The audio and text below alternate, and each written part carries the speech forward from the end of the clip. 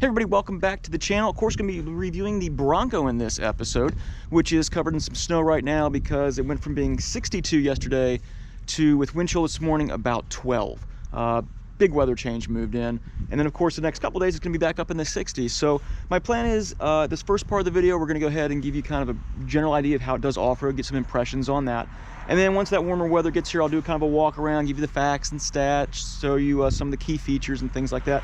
But right now I'm going to use my improvised snow removal device, get some of the snow off of here, get some gas, get some breakfast, head over to meet some people we're going to be wheeling with today. Oh yeah, that's working well.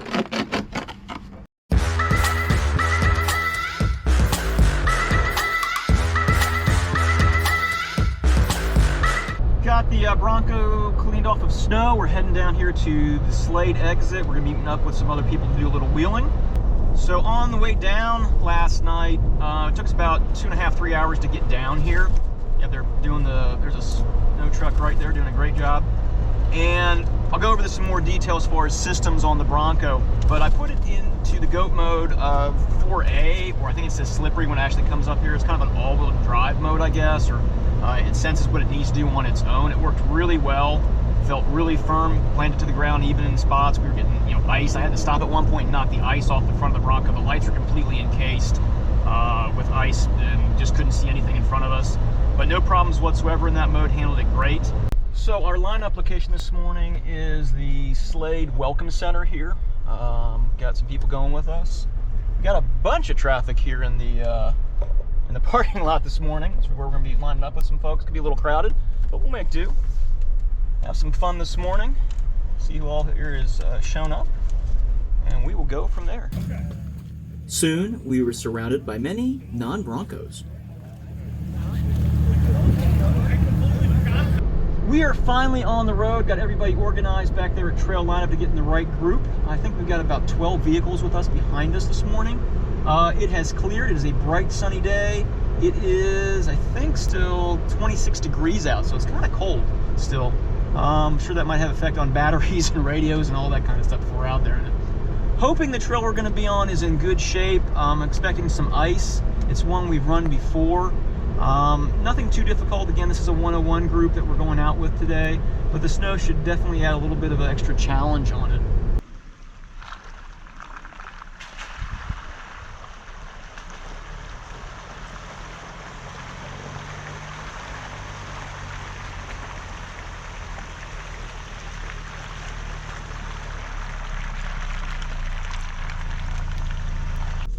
But it is gorgeous out here snow wheeling today. Absolutely beautiful day. I can't believe it was 62 degrees yesterday. So driving here just a little bit, just knee-jerk reaction. It feels pretty stable on everything we've gone on so far, which is, again, it's not a difficult trail by any means. But the vehicle feels stable, compliant. The tires seem to be doing a good job. And again, the nice thing about this is, you can get this from the factory with 35s on, which is fantastic. And of course, down here we've got the big trail camera, which is great. You can kind of see. I don't recommend driving by it, but certainly if you're not sure what's in front of you, you can kind of get a little bit better idea with it. In addition, that trail camera isn't just a one-trick pony. You can have multiple views, including this one on the right, which is a 360 view around the vehicle, which comes in very handy.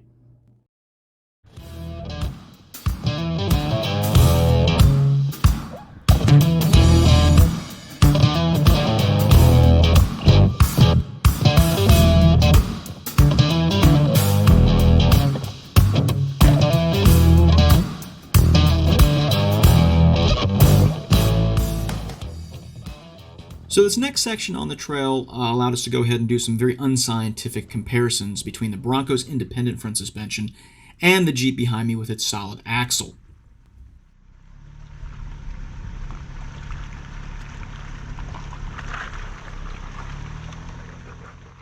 So as I come up here, I didn't even know I had lifted a tire until I was told. It felt very secure and stable from inside the vehicle. You lifted a wheel. Nice. Yeah. As the person in the vehicle behind me was new to off-roading, I went ahead and spotted them up, and I tried to keep them on the same line as I proceed the Bronco in over, just to kind of make some kind of unscientific comparison between them. A little bit that way. Right there. Keep coming. You're good. You're good. Keep coming. Nice and steady momentum. You're good. little bit that way. As you can see here, the Jeep also, with its solid axle, lifted a tire in roughly the same spot, but was still very stable as it went through this section. Certainly lots of other factors to consider, but I'll let you all draw your own conclusions from this.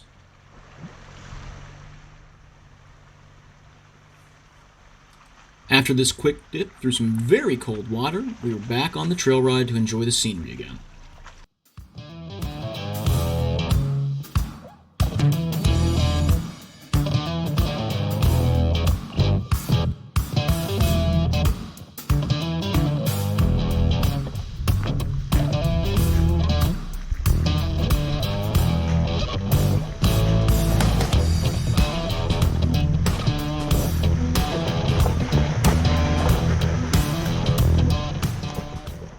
Hard to tell from the video, but this is a moderately steep off-camber drop to the passenger side. And I've driven several vehicles through the spot and guided several vehicles through the spot. And you'll actually see the entire rear suspension really flex out as the Bronco goes down this. And I have to say, of all the vehicles that I've driven down here and spotted down here, by far the Bronco did this the smoothest of all of them.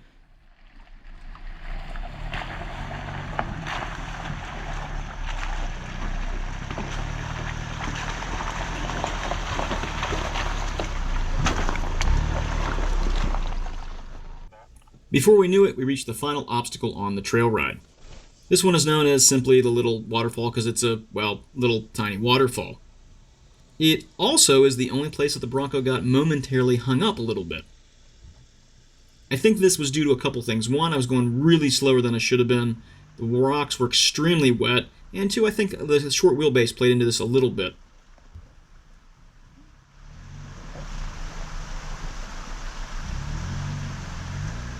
While I was tempted to go ahead and throw it in reverse and hit it just a little bit harder than I had it the first time here, I decided to see if the tires could find traction, and eventually they did.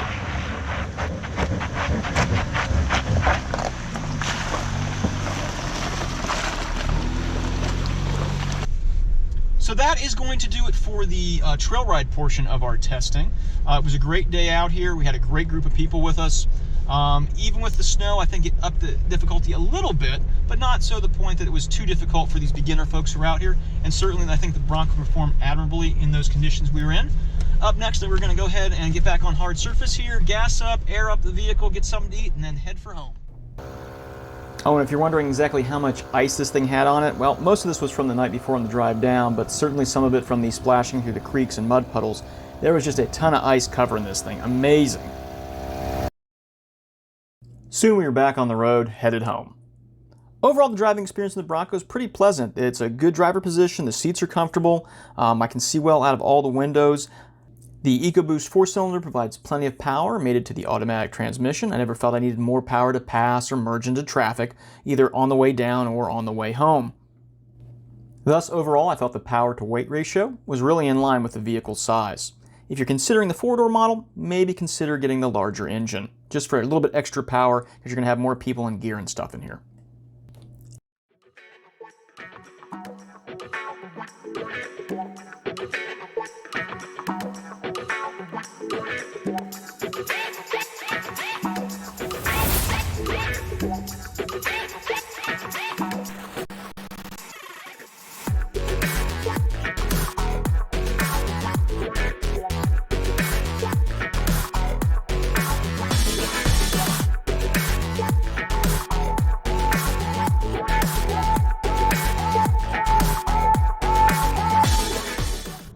So nice weather has finally rolled back into the area. Was able to take the Bronco over the car wash the other day, get all the dirt and grime from the trail off of it and any remaining of that ice stuff that was kind of on it as well.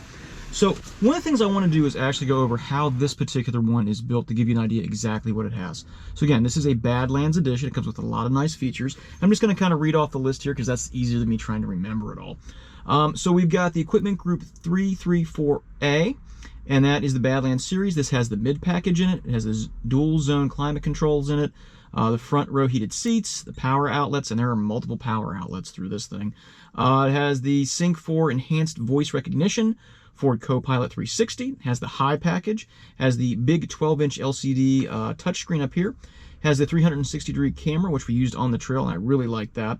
Has the Lux package, adaptive cruise control. It has the B&O with the built-in navigation, that is the speaker system. has heated steering wheel, and then wireless charging panel down here on the thing. Now the optional equipment on this, according to the build sheet here, we've got the 10-speed automatic. Of course, with the Sasquatch package, we upgraded the 35-inch tires. We got remote start. We have the 17-inch black aluminum beadlock alloy rings. It has 4.7 gears, and that is fantastic with the engine. The engine in this, the 2.3 liters, putting out 300 horsepower and approximately 325 foot-pounds of torque. That's when you run it on high-test gasoline.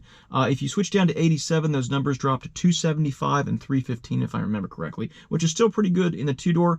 I can definitely tell you this thing is very spirited. I hit that accelerator a few times, getting on ramps, just trying to take some back roads to see how it would do.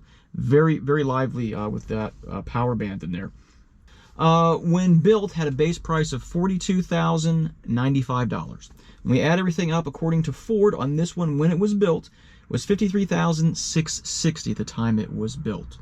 So from there, let's talk a little bit more about the engine as far as MPG and what you can expect. According to the EPA site, from what I could gather, you're looking at around 17 or 18 miles per gallon with this engine and this tire combination on it.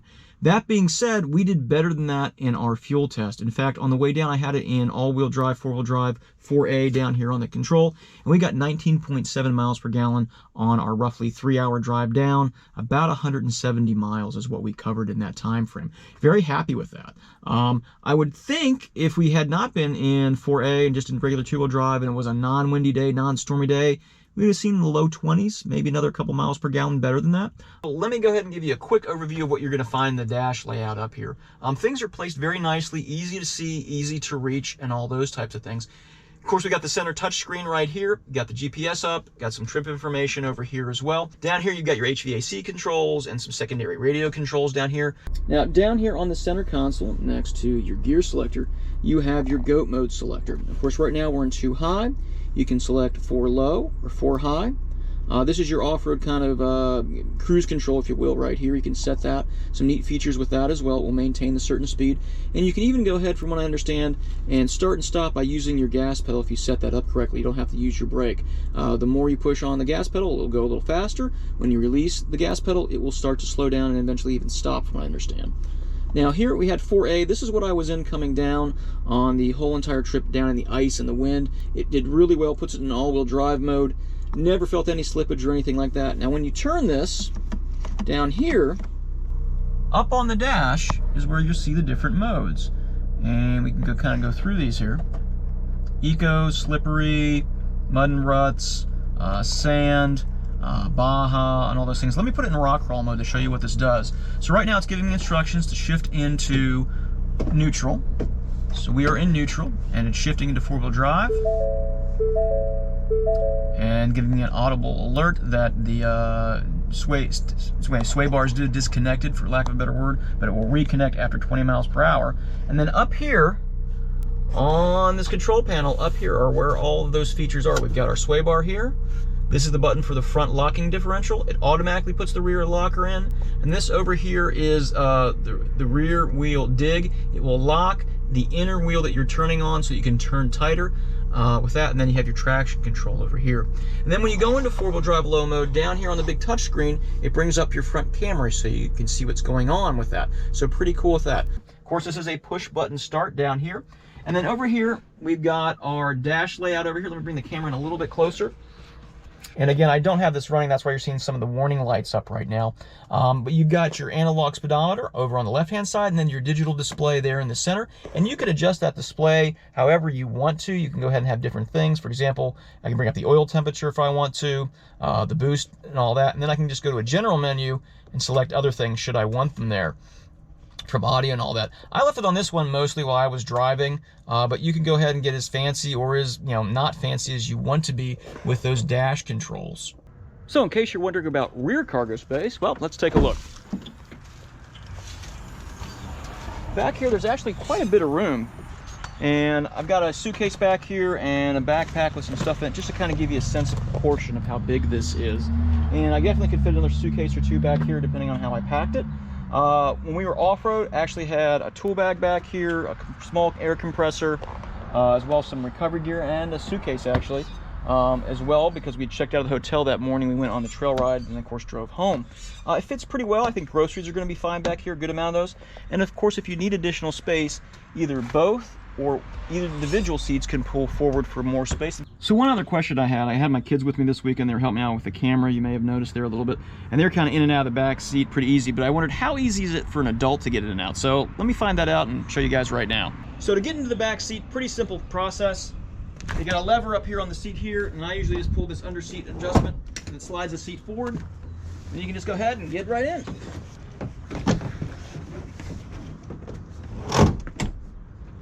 So, good question would be, how comfortable is it back here in the back seat for an adult? I'm about 5'7". I've got plenty of room back here. I've got cup holders. The seats are comfortable. I've got a lot of light. I don't feel like I'm boxed in any capacity. If I need to, I can reach back in here to the cargo area and get something. Maybe I've got a lunch bag back there or something else I need to grab out. Easy and convenient with that. I've got a good amount of headroom up here. Again, 5'7", so use that with a grain of salt, how much room you've got back here. Legs have plenty of room. I've got power adapters down here, so if I need to have my phone on or some other device, I've got room for that as well. So overall, yeah, not too bad back here in the back seat. To get out, push.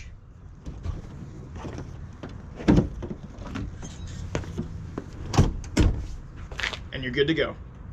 Here's a quick look at those Goodyear Territory MTs that come on the Sasquatch package. Overall, I would call these a mildly aggressive mud terrain tire. They are siped, which helps in wet conditions on the road, as well as off-road to grip and grab stuff.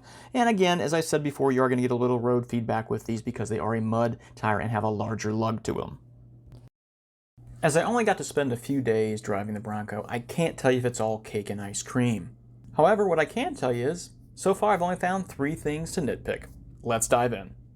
First off was the lack of being able to find an actual digital numeric reading for the engine coolant temperature. You would think there'd be one in all these menus and sub-menus, but I just couldn't find one if actually one exists. What you have instead is this little bar graph down below the speedometer, C of course for cold, H for hot. As you can see the little light there above the C, more of those lights will go ahead and display as the engine gets warmer.